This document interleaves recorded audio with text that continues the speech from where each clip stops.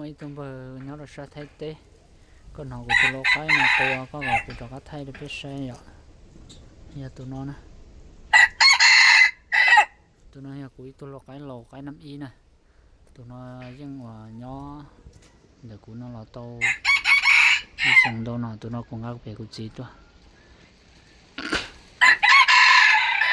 cho nó của tụi nó cho nó của tụi thay cho của tụi thuốc cũ theo của tụi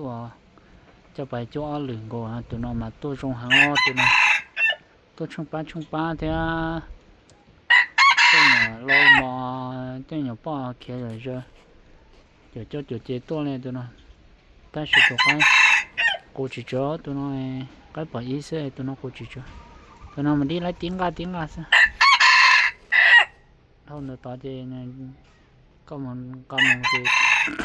cho thì đến đấy nữa mà qua tụi nó cái bé sống nó tụi nó đây tụi cái có rong cơ ngồi nè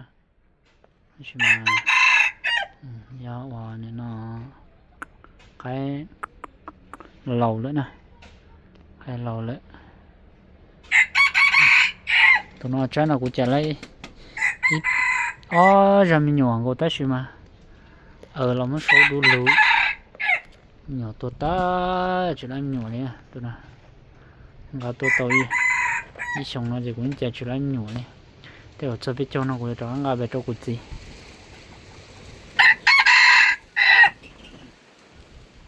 nó cái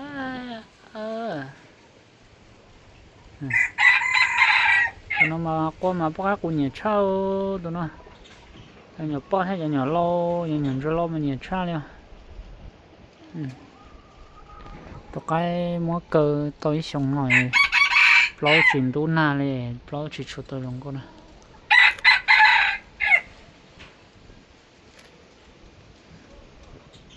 cái tôi chỉ tao cùng